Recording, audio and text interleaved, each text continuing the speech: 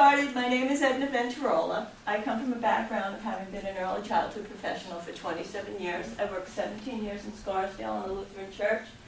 I worked 3 years for the County of Westchester servicing their preschool programs. And then I spent 8 years as an ed coordinator up in Darien, Connecticut, in a large Presbyterian church that ran a huge preschool. While I was up there, I kept finding families who needed support, and they didn't have anywhere to go for support. So when I first started there, I decided, well, I need to do something to help these families. They're reaching out. What can I do? So I took a class and learned how to become a parent coach. And in coaching, I found that many families are seeking the same thing. They're looking, how am I going to raise good kids? How am I going to take children who are just these beautiful, fabulous gifts to me and help them become good adults? And when I say good, I want to frame that in terms of our Christian faith, because I think that's really, really important. So when Pastor asked me if I would consider coming, I had to really think about it. Okay, I'm going to talk to a group of adults, but I'm not coaching.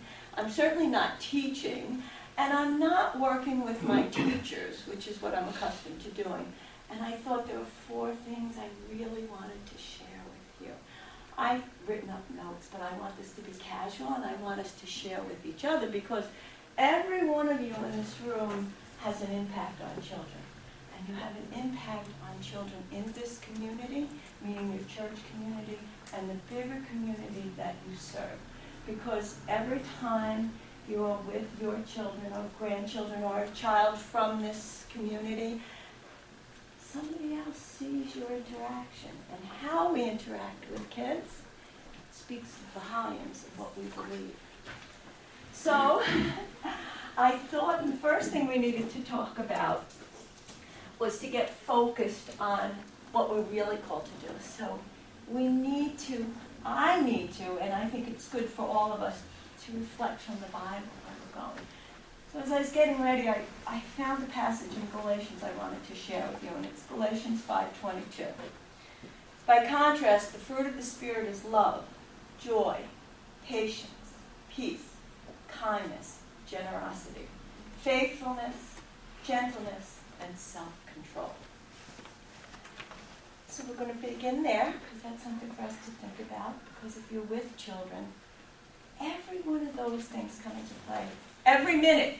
Not sometimes, not when it's convenient, but every minute. And that's what I want you to just reflect about as you think about the kids in your life. The other really important thing that we forget a lot is that God gave us lots of gifts, but the gift that He gave us that serves us with our children is the gift to communicate. And we all live in language. That's how we get along with each other. That's how we share our ideas and our emotions. That's how we guide our children. We use language. It's a tool. It's one of the greatest tools God has given to us.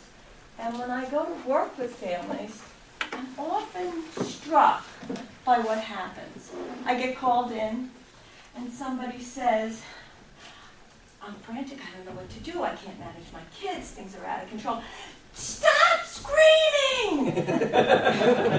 How many of us have been there? I mean, if you have kids, you've all been there. I've got to get out the door, things.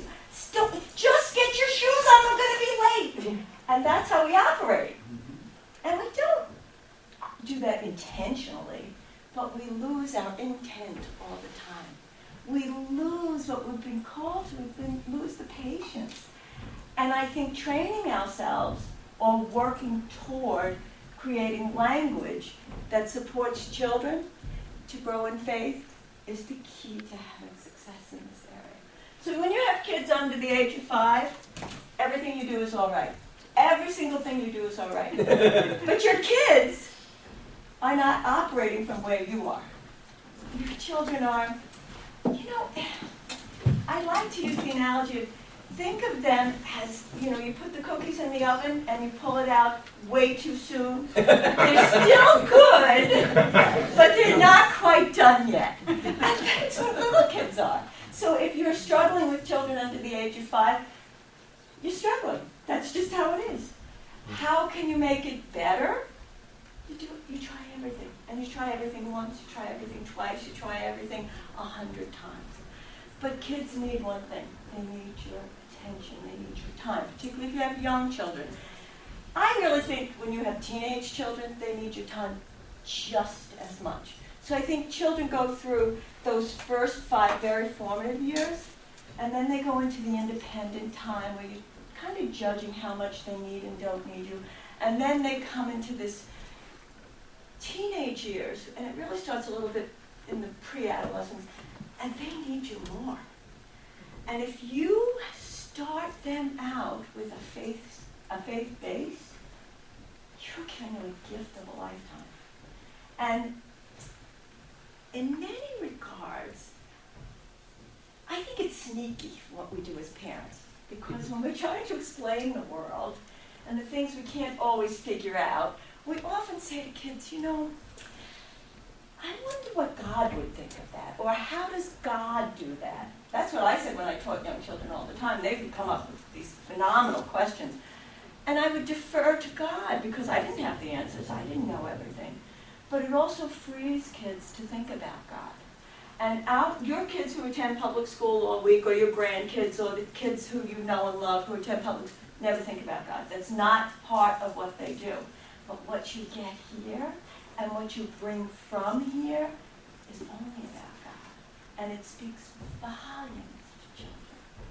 Volumes to children. And when something happens in the life of a child who has faith, they have a lot better chance of making it. They really do. It's much easier for them to get through the tough times. Just like as adults, it's much easier for us to get through the tough times because of our faith. So how do we infuse that faith into our children? How do you do it? It's pretty tough.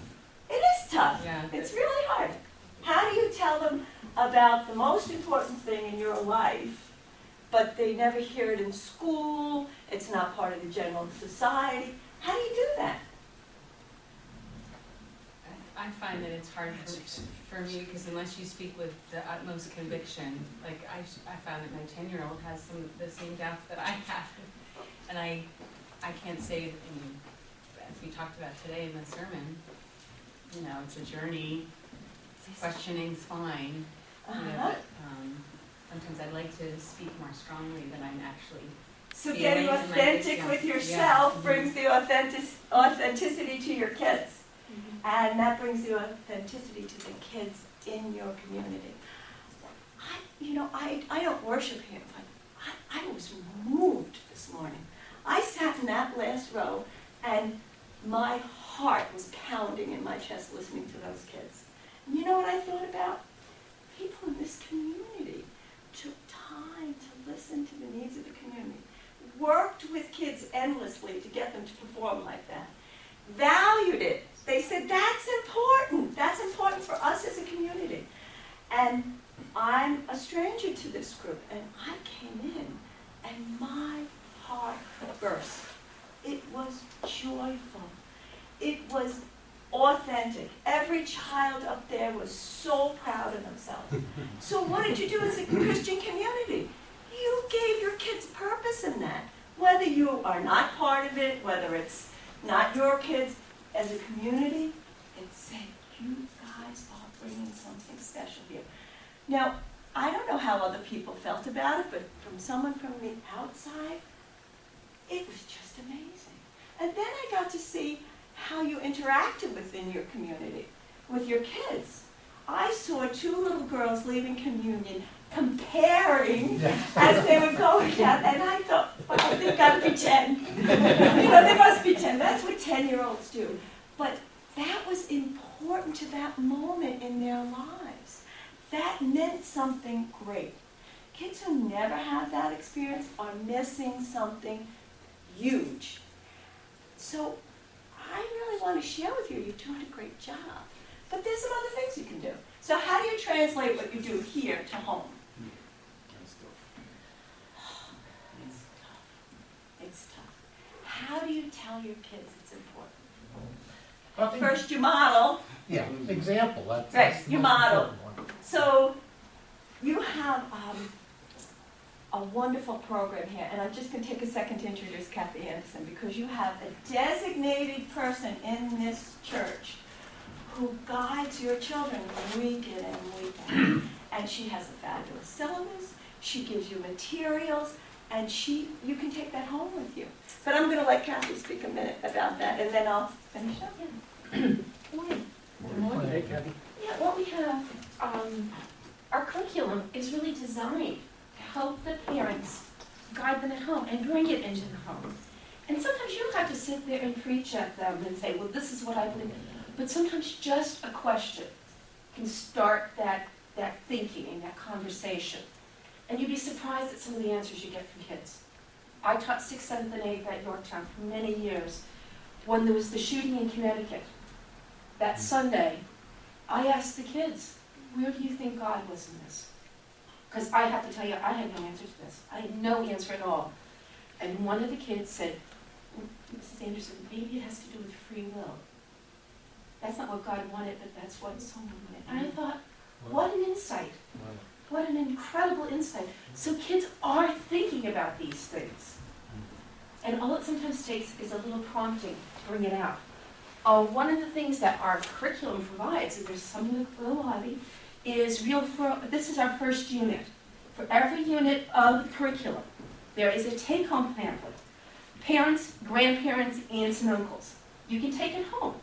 In it, it gives you an idea of what the kids learned in Sunday school that week. It also gives you little activities, little questions. We're not talking about something elaborate here. We're talking about just a question that might just spark that conversation at home that you want to start. I am of the belief that by saying, this is what I believe, is a way to kind of turn off kids. Instead, to help them come to an understanding of what they believe. I think is more important, and I think showing our doubts is kind of part of this tradition. This is not a church that says, you must believe this, that, and the other thing. This is a church that says, how does this affect you? What do you think about your relationship to God? So I think that's a really important point. So these are going to be in the narthex every week. There's a little pamphlet for each unit. And take it home. Look it over. Maybe just use one of them a week. You don't have to do it all. It's not that necessary. But that's one way of bringing it home. Another is these little things that come home for Advent. The little things that open up, and the little prayer packets, all these types of things. These rituals at home. Bring it in. Kids love it. My kids loved lighting the Advent wreath. Number one, because they don't play with matches, I guess. But, but they would love it. We had it on our dining room table. It wasn't a big, fancy thing. It was just a small thing. But they kind of fought over who got the light that night as we sat down for dinner. And it was just a very simple thing. Grace before meals. Just a simple grace. All of these things bring what they're learning here into our homes, because they're not hearing it in the public school system at all. Even less than when we were kids. At least when we were kids, people did talk about God a little bit. They had to be very careful what they said, but they did. But nowadays, they don't at all. So if they don't get it at home or here, they're not hearing that word. And I think their lives are diminished. So the program here is dedicated to linking the curriculum that they learn here to the home life. So if you have any questions or any problems or any suggestions, please contact me. Okay, thank you. Kathy, just a word about Yes. the curriculum too. It's lectionary based, Yes. meaning the prescribed set of readings for scripture that we usually use in worship, not always. Certainly from the start of Advent through Easter, through that liturgical cycle, we do. So the preaching will probably follow the lesson that the children are taking home. And so that makes it really nice to be able to talk about what parents heard in worship and what the kids learned in Sunday school. Yeah, and this will tell you exactly which part of the lectionary the kids were addressing in their class. There's usually three or four readings, yeah. So this way, you don't get that. What did you talk about in Sunday school? Nothing. What? Nothing? You just sat there and said nothing? There was something about Jesus. You know, Jesus or God? a little backup question. You say have one So, yeah, that's important, because this whole church is worshiping God on the same page, so to speak, every week. So that kind of should help you facilitate a conversation at home. And I asked Kathy to come up here now because I just want to share something with your grandparents. I had the opportunity to meet with Kathy during the week, and she had given me that pamphlet. And I thought, wow, this is great. So I folded it up and I mailed it to my 9-year-old godson with a little note saying, I know how much you love to take nature walks. Look what I found. Not 2 days later, he called me up and said, Aunt Edna, guess what? I went on this nature walk. And he listed, because in the back of that pamphlet, that is one of the suggestions, everything he saw him do. Now that connected me to him in a way I never would have been connected to. But it doesn't have to be a big thing. And kids, if kids are under the age of 10, they love snail mail. It's just part of it. It's exciting to them. Yeah, regular mail. You know, they're used to having everything on the screen. And I email them, but to have had the actual pamphlet, stick it in, took me less than 5 minutes. Stick it in the envelope, a little note talking about the thing I could connect him and me with. And then as I'm his godmother, you know, what am I doing for his spiritual life? I'm called to be responsible to that. So that was such a wonderful thing, Kath, and I think any grandparent could do that. You have access to that material every time you come to church, and those are just little things we could do. But I want to go in a little bit further in the topic. How many of you think it's really important to discipline kids? No. Great. So I would like you just to take, I'll give you a whole minute. Just think about what discipline means to you. You got only a minute. It's different today than it was when I grew up. That's very true. Did you get the paddle, Grace? Oh, I got the wooden spoon. All right. And I got the look, and you got to look, and you didn't dare do anything, and you respected your mother. She only had to look at you or go like this. In my house, an Italian house, and you didn't do it. Because you couldn't sit for a week if you did. Oh, no, you're right. Wait, Grace, what does this mean? Don't Let me move. get you. I'm not moving. Scary looking. I would like you to think about discipline from the root word. Discipline comes from the word disciple. And if you really think about what discipline is, it's the role of a teacher and a student. And you are the first teachers of your children and every child who walks into your life. And if you can make that connection between discipleship and discipline, you're going to give those children. And by the way, those children can be 30, and those children can be 3. But if you make those connections for yourself, and you start to live in a language which is about love, compassion, kindness, if you use words like could instead of should, you're moving your language to a place that opens up possibilities for conversation. And I find this often with parents. We carry these big, heavy ideas about discipline. They walk in, they quiet children should be seen and not heard. Everybody says we don't do that, but at some level we have a little tension in ourselves around that. Kids are noisy, they're bombastic, they're always in discovery, they can't focus. And we live in a society that's constantly pulling the focus. We also live in a culture that says this is right, this is right, this is right, this is right. If you go onto the internet, any type of discipline you want to look up, you can find support for or against. But as Christians, I think we're really called to be in conversation with our children from the time they're this big about who God is in their life. And even if you have grandchildren who never go to church or don't attend any type of service, you still can connect to them on the level of God. There's so many wonderful books now for young children on God, on how to approach God to children who don't have any experience of God. it's out there, it's not that hard to find anymore, we all have the internet. I think it's so important because I think if our kids don't get that at the start, it's really going to be hard later on.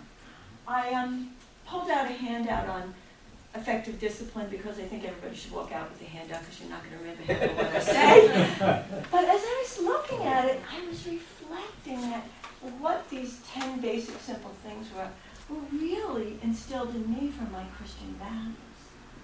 You know, to be an effective listener. How many of us talk at our children and not to our children? If you have teenagers, you barely talk at all. So it's challenging to find the middle ground for us to speak to children where we're really listening, where our listening is effective, where we are bonding to them. And that's what we're passing on to them. And the last thing I just really wanted to touch on today is how do you transmit your family values? So most of you know that certain things you hold as a value versus a rule or a behavior. One of the things I suspect that most of you in this room have, you have a value for God in your life. You have a value that's bigger than I do things because it works for me, or it makes me feel good, or it's the right thing to do. You have a value about God. And most of you would probably like your children to have that value. And how do you get there with your kids? What does that look like for you? What do you guys do? Oh, come on, all those beautiful children were participating in doing. Well, we say prayers every day. Prayers. Every morning. Every morning, great. Anybody else? Grace at mealtime. Grace and Grace. meals, I still do it. Those- Because of both of us, I was instilled in me. Yeah, that's what we do. We do that in my house too. We say grace. My husband's a Buddhist, so he just bows his head. But grace is a really big piece of it. What else? One of the things Go I to did church. with mine's Go made to it church priority. every Sunday as much as possible. Go to church. Because when you are in it, when you show up, even if the whole week was a disaster, even if your kids came home and they got in trouble and they lost their brand new jacket and life is falling apart for everybody, showing up is a huge value for kids. Because what that says to them is, this is important. You live in a time where you're so stressed out for time, where you can barely get from A to B to C, and then you run into a meeting that night. Life is crazy in the 21st century.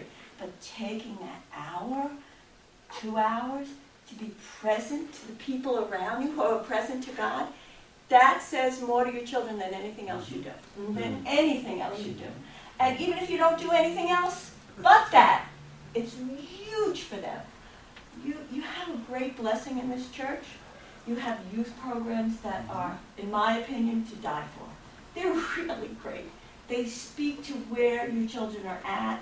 They try very hard to pull them in. And once kids get in there, something else happens to them. They stop thinking about that person as, oh, you know, him. Well, that's my friend who we did this with. And we helped make it better for someone else. You know, I don't belong to this church, but like I love coming over to here to help feed the homeless, or to create something that needs to be done, or fold linens in the linen room at the big sale. Because there's this great warmth and love that is generated outward from this community. And that's what you want to bring to your kids. You're watching time. Specifically, is there any easy way to do this? No. Raising kids is hard. It's as hard 100 years ago. I think it's harder now. I think what's the hardest part now is everybody has this driven focus of getting everybody to where they want to go all the time. And we're a generation that's driven by the wants of children instead of the needs of children. And that we need to separate out of them. I think it's really important. It's perfectly good to acknowledge kids' wants. Oh, great, you want a new iPad. I'm really glad to hear that. I'd like one too, and in this family, this is how we go about earning one. That's a different conversation than, if I don't get the iPad, I'm not doing my homework. I've come into families where that's the conversation. And then the backtracking takes weeks and weeks and weeks and weeks. Or the expectation that, and this is what this community probably has, because when I worked up in Darien, it was, everybody has one. So therefore I'm entitled to it. And we're missing the piece about earning with our children. So what I saw today when the kids got up and sang is they earned the right to be in that choir. They showed up every week, they participated, and they had great pride in themselves for that. That's what you're teaching them, and that's what needs to be continued to teach children. I'm going to do one more quick look. I said I covered everything. Yeah. Yes? If you don't mind going back to where we talked about the bringing kids to church, who were just coming to church as a family and making that a priority. Do you have any thoughts on at what age do you let the kids choose whether they come or not? I don't think, listen, you either raise your family as a family that going to church is what we do, and then when your kids go, when I get into a car with children, it's not an option about putting on a seatbelt. You gotta wear a seatbelt, that's just how it is. Going to church is what we do as a family. Now, if you get to a point with a teenager who's having lots of oppositional behaviors, as a parent, you make that decision individually. Look, we're going to church because that's what this family does, and if you need to take a little time and space to yourself, you can stay home this week. But as a family, that's what we do. So your participation is expected because you're part of our family. And you're part of a bigger family. This is the bigger family that our culture and society is missing all the time. So giving them a little flexibility in that time when they don't want to get up, it's hard. Listen, how many of you it was hard to get up this morning? It's hard for everybody to get up in the morning. I saw so many young families in this parish this morning, this church, and I thought to myself, that must have been hard getting all those kids here. They were here really too. Yeah, and being here, just being here, says something. So when a kid is cutting up in church, I saw more smiles. I couldn't get over that this morning. I didn't see judgment from the people sitting in the pews. There were a couple of people who weren't happy, but I saw this brilliant community you have. And I'm going to be honest, I wasn't expecting it. I've been here before, but there's a tone in your church that supports children, and you have to get them in the door to keep them supported.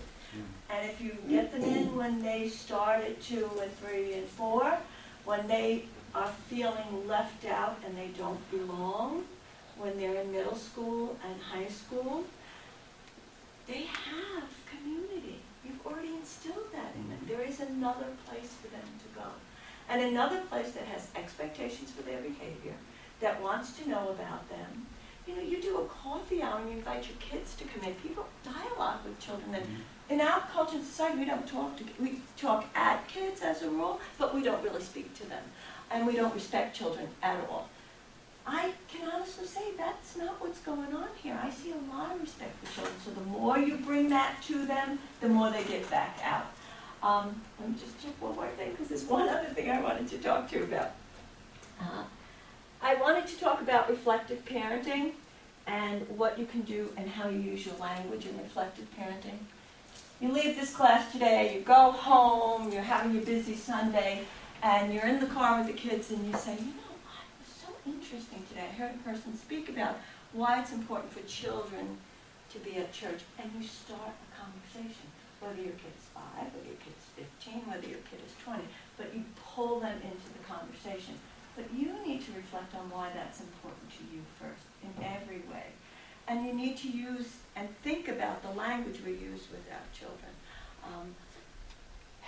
My mother came from a generation where she never discussed things with children or young adults. It just was. You went to church on Sunday, whether you came in 3 o'clock the night before, it didn't matter, you went to church. You went to church. And my mother had 8 children. So you went in order, in silence, and there was no discussion about what occurred in getting there. It's just what went on. So that we seem to be giving our kids all this freedom about what they want to do in their relationship with God. No. There's a lot of things I question about faith, there's a lot of things and we all do. But God exists to us. That's why we're here, and that's what we need to bring to our kids. Because the other half of this is, that's the next generation. That's where we're going forward, and that's what we want to bring to them, is a sense of faith. On an individual basis, if kids are really struggling with it, I would recommend get books. There's so much available. There's so much good reading. The Presbyterian Church has great series of books for young children and adolescents that are available. Make that part of what you do. Do it for Lent. Do it for any time that you think is important or you can reach your kids. But the one last thing I want to talk about, I want you to think about how we talk about our children. And it's really important because as a parent coach, I often come across families who say, particularly with young kids, oh, she's such a drama queen. She drives me crazy. Well, when you say that about your child, you're setting your child up to be that. Instead of saying, you know, sometimes she really needs a lot of attention. I don't always have the ability to give her that attention, but acknowledging that when a child is acting out in a dramatic way, it's their way of seeking attention. And I find with teenagers, when teenagers are surly or dismissive or angry, it's often because they're feeling left out and they don't know where to turn to and they don't know how to express it. They shut down. So instead of thinking of that preschool kid, that middle school kid as surly, think about that child as a child who can't find a way to fit in. And when you start thinking that way, your response shifts. Your response will change. And it will change because you're going to start to develop an understanding of where they're at. And we're too busy most of the time. We don't think about where our kids are at. We don't think about how important it is to that 10-year-old to be in that particular group, and they're not. And we need to, we think what God wants from us. What does God want from us? He wants us all of us to be in community. And kids have to sort that out. So developing this community is a gift. It really is a gift. Any questions? Meg? No, not Meg, I'm sorry. That's Nancy. okay. I was just going to say to Dale's question and yours about kids not wanting to come to church sometimes when they're senior highs. I think they can be encouraged to do something else to keep God in their lives. Sure. They can. I remember going through it in high school. I didn't want to go anymore, and my mom said, you don't have to, but you have to find something to do related to church. So I would go and help in the nursery on Sunday morning. Right. I was there, but I didn't have to be in church. But they can, you're in the building. They can help with the midnight run, or they can, be in one of the choirs, or do Absolutely. something. And I think if you give them an option, say, maybe you don't want to be in the service, or we have the kids taping the services. I mean, we have kids doing all kinds of stuff. I made my daughter the secretary for the religious ed program. There you go. Because that was the only way. She was at the age where she wasn't having anything to do with it anymore. But you're absolutely right. Shift it. Because just being here, whether they're in service or not, it's about being in this community. Exactly. And when you can connect. So let's say you have teenage boys. They never want to go to church. They're tired. They did soccer. They did whatever they had to do. Really? And they want to eat. That's the only other thing they really want to do. They want to eat. And sleep. Yes, and Sunday morning, like that's the most precious time ever. And they're sleep deprived, by the way. We need to keep that in mind. They are sleep deprived, as is anybody who has a child under 5. So you are trying to get them to a place that they don't want to be at. So you're right. You have to be creative. You have to figure out ways to make it work. I think when I first came here, Dale had handed me a little slip of paper called the Fall Festival, because I was trying to jot down notes and I didn't have a piece of paper. When I looked at that, I said, wow, this is great. They have a fall festival for all the kids. So there is clearly things you are doing, but for teenagers especially, I've seen a lot of success where they are actually building or physically doing things, whether it's choir or cleaning the bells. For teenage boys in particular, if it involves physicality, you have a better chance of getting them in the door. because they're physical. That's where they're at. They're physical. So, there are many, many programs for building homes or working within the community that your community can support. Any other questions? Sure. You touched on the importance of respecting our children. Yes. And sometimes I think that even as a mom, you get almost with this boundary. What does respect mean in the context of, doesn't mean you're telling me what to do. It just means I'm listening to you. I'm hearing you. You're still going to just follow my rules, but I've heard you. And is that the way we show respect, by listening, by hearing? And for example, my son doesn't see any reason to make his bed. He said, I'm the only one going into my room. And I'm going to bed tonight while you're this morning. And I said, because this is our house and that's how we live, and you have to make your bed as long as you live here. But I still I heard him. He still doesn't think it makes any sense. But just hearing him is respecting him, correct? That's exactly right. That's exactly right, and thank you for clarifying that. That's a really good point. Respecting your children is acknowledgement of their view and opinion, but not necessarily following it. Right. It's not. So you take your child into Toys R Us, they want every toy in the store. Yes, I get it, you really want them. But today we're buying a birthday present for someone else. And by the way, they may have a total meltdown about that. And if they do, that's an emotional response to not getting their needs once met and move on. I mean, if you can get stuck in all that, I really think you just have to let those kind of things go, especially when they're little guys. They emotionally respond to needs. But when they get a little bit older, acknowledging their opinion is huge. And we tend to direct children a lot. Yeah. Do this, get this, go to school, make sure you get good grades. And we don't facilitate them to be learners. And to be, I think the greatest gift you can get, the greatest question you get from a kid is, why do you believe in God? When your kids are asking you that, they're thinking about God. And they're also challenging you to share what you believe. That's an open question. If a kid says that to you, jump on it. It's a great conversation starter. And I often taught parents, Christmas time is the best. Every young child in the world is looking forward to Christmas. So what do you say to them? Why do you think we're doing this? What is this about?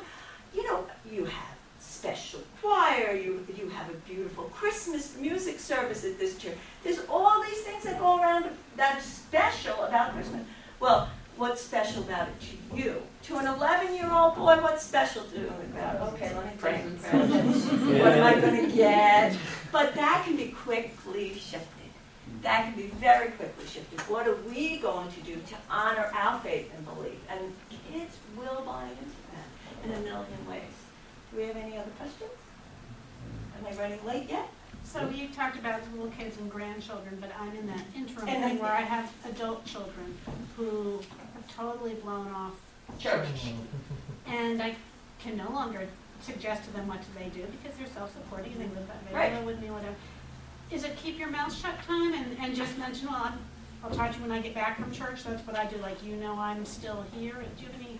Oh, I think that's the best thing you can do, but there's one other thing you can do. Share your experiences. So it's my opinion that the younger generation of those 20, 30-something are generally pretty altruistic because, my daughter was in 9/11 down in New York, and to see what occurred with that 20-something generation just blew me out of the water because these were kids of faith because they took care of each other without even thinking about it. They were there, they were on the spot, they lived through a big trauma, and suddenly, oh man, they really knew about God. And sometimes that's what it takes at that age, those big moments. But I never discussed with her what I was reading. I would discuss once in a while. I read a really interesting book. I was reading a book about something about the growth of Muslims in Christian communities or something, and I shared it with her. And in sharing that with her, that's how I brought her back to what we were talking about. The other thing is, I don't know how to explain this, but I have an adult child who has a child girl, and they go to church every Sunday.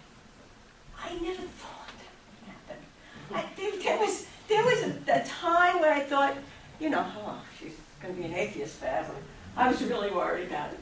But I think if you instill these values, somehow they come back to them. Maybe not always, but I think they're there. You're laying the foundation all the time. You know, if grandma goes to church every Sunday, the grandkids know that about them. And they know that something's going on there. And even if you share one little thing, it doesn't have to be big things, share one little thing. I had an opportunity a number of years ago with a Marian priest who was working in Africa, and he had brought over one of his seminarians, and he said to me, you know, Edna, I get so concerned about this country. And I said, why? And he said, well, fathers don't walk their children. And I said, what? And he said, they don't walk their children. You know, where I came from in Africa, part of our practices, we walked up. They didn't have money to take buses or rides. They walked with their children, and that's when they imparted their values. That's when conversations came up. We're lucky if we get 10 minutes in the car between one activity to the next. When it takes you 3 hours to get someplace, you have a block of time that doesn't have a telephone, that doesn't have all the distractions we have, and they share values in that time. So he was expressing his concern about this kind of jagged piece of time here, and was spending a lot of time problem solving and fixing and not being, not being with our children, and not being in a space where we let God come into. That's why I think your Sunday school program's huge. It's important. If you can get them in the door when they're little, you just keep them coming. If you run into your pastor in the grocery store and your teenager hasn't set foot in church in forever, it's a big, juicy hello time. Those are the things that you want to create for this community. Any more questions? We have about 5 more minutes. Well, I could just say to Kate that as a person who grew up in the church and had a mother with a very strong faith, and it was just, I had a very active church life, and then I left and I went to France. It was like a spiritual wasteland there. It really was. They couldn't believe that I believed in God, and then that, and then college, and not feeling I fit in a Christian group. I felt like they were too fundamentalist, and I just tried a couple of churches, and I was like, ugh, I can't be bothered, and I wanted to stay in bed on Sundays. And then that really lasted. I think when I was part of a young couple, I tried a few churches, but my mom always said to me, and she talks about Jesus all the time, whenever she gets a chance, but she would say, I bet you'll find your way back, especially when you have kids. And I think that is true, because kids do bring, not everyone's going to have kids, but if your children do, it's such a catalyst for, it sets you back on the path where you're looking again. And, I think that what Edna's saying about building the foundation. So if they came to church with you growing up, and they see that it's still a big part of your life, whether they've kind of written it off for the time being, it's very likely that they will find their way back, because I think you just move into different stages of life which bring up all these existential questions again in a whole new light. And then when you have little people you're responsible for, you ask all these new questions or from a new perspective, and then there's hope. There's hope even if they don't have kids. I have lots of friends. There's 2 things I did want to mention before we wrap this up. We have Dr. Meg Sussman coming. She's our second speaker. Is that next week or the weekend? 2 weeks from today. 2 weeks from today. And she's a psychologist who works with kids. She'll be your next speaker. And your last speaker is going to be Diane Hobbs. Now, Diane Hobbs has a program where she actually trains parents to change their language. So she runs a program. She's going to come and give you a presentation about what her kind of program is. And it will be in the framework of Christian parenting. This program's been around a long time, and it's been pretty effective. So if you have any younger parents that you think might benefit from them, make sure they come to see her, because that's a great program. 1 week and then Yes, 2 consecutive. right. Yeah, it's not next weekend, it's Columbus Day Columbus Day weekend, the weekend. following 2 weeks. And I'll be here both weeks. I'll introduce your guest speakers so you'll be a little familiar with how this is going to work. And I don't know Dr. Sussman, but I have had the opportunity to talk with Diane Hobbs, and I'm very excited for all of you that she's coming. Any more questions? Can I say something? Sure. Okay. I was brought up in the church. I always loved going to church, and then I got married, and I still went to church, and I had a child, and he was brought up in this church and baptized in this church. Then he gets to be 14 and has confirmation, and after that, he knows everything. He's married now and lives in Colorado, so he knows all about the church, and he marries a girl from Iowa originally, so I assume from a Christian. She's a Christian, and I don't know what church she belongs to, and I have 2 beautiful grandchildren there who don't go to church at all. And I think it's the mother who really sets the tone in a marriage sometimes. If she's gone to church all her life, she's going to bring the child to church. Are you a mother? I'm a mother. So good. Send the kids the materials that you I want to don't share know. with I them. want to get into any riff with my daughter-in-law. Send it to your daughter-in-law first. No way. No way. Well, call them. No way. It's hard. Pray for You it. have to do it. That's exactly When right. you're a mother-in-law, no, you can't do that. So Yet, what? on the other side, I have a stepson who's Greek, who married a Jewish girl, and they're being raised in the Jewish faith, which is great. Because they have some faith. Right. Right. That's what we're always looking for to share, is that they have some faith. They're worshiping somewhere, which I think is fabulous. It is fabulous. And it's the mother who pursued it. And the great kids. And they I are. bet they are great kids.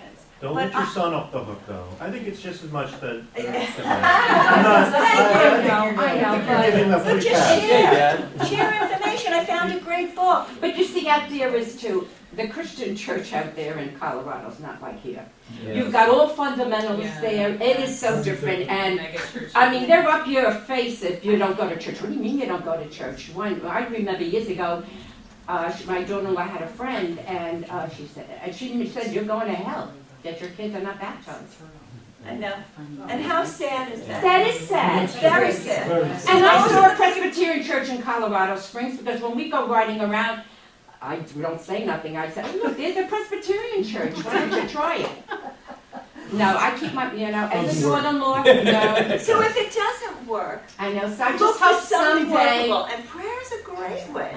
I know. And they're good kids, though. I'm sure they are. They're fabulous kids. That's great. One thing that my daughter's godfather did, and you could do this as a grandmother, is every birthday and every Christmas, he gave her something, because I'm your godfather. So it was a little cross, a book of anytime prayers, Yeah. a book of children's prayers. One as great as God Goes on Vacation, which is hysterically funny, because God can do anything. So he's going surfing, and one day he's this beautiful black woman in Africa, and another day he's doing a dance in India. It's a wonderful book. But every holiday, every one, he always sent her this. And it just was something that Sarah, now she's 25, and treasures them.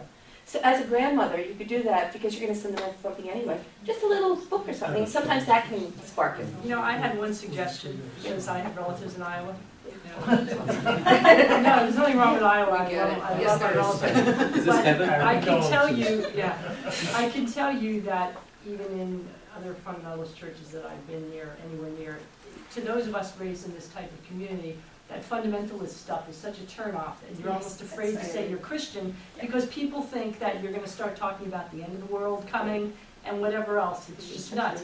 It could be that your daughter-in-law was raised in stuff like that, and it's such a turnoff to her that she won't go near a church. And they've done studies that show that some of the people, some of the biggest, the people that are the most anti-churchgoers are people who are raised by fundamentalists or surrounded by fundamentalists. They get Former to a certain Mormons.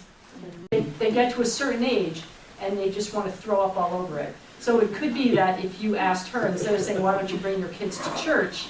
it could be that if you engaged her in a conversation with, not "Why don't you bring my grandchildren to church?" but more like, "What is it about church that turns you off? Is it about your faith? I mean, in other words, do you believe in God?" Because the business about sending people things is a nice thing, but one of my friends did that, and she now doesn't, she doesn't see at all eye to eye with her sister-in-law. You know what I mean? It was, So it could be a little bit more innocuous than something. well, just finding out why, because you can still talk about God. You can go to, what is it? It's not, one of those, the churches, it's not Buddhist, but the one where Jesus isn't the savior, but he's a Unitarian. You go to universal. Semi-Christians. Yeah, some are Christians, right, some are Christians, but at least it's sort of like Christianity light. But it's I've never heard that. I never thought the conversation was going to go there. I do need to wrap this up, guys, because it's time for us to wind down. We have kids to pick up. That's a suggestion, that's all. I think she said a while back when the first one, she got, I don't know, when she got turned off with church, maybe growing up in Iowa, I don't know. I know she wasn't a fundamentalist. I think they do a Baptist or whatever they're out there. And every situation is different, I so know. that you need to be sensitive to your own situation. I know. Let's thank Edna for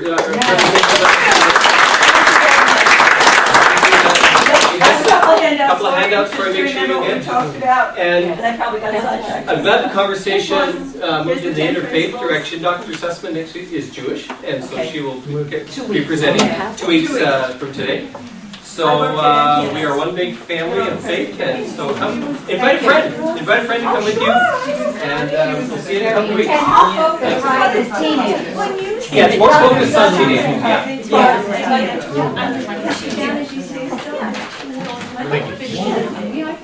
Yeah, the title for next week is "This Too Shall Pass." Not next week. So we I mean, 2 weeks. All right. This too shall pass. The teenage years.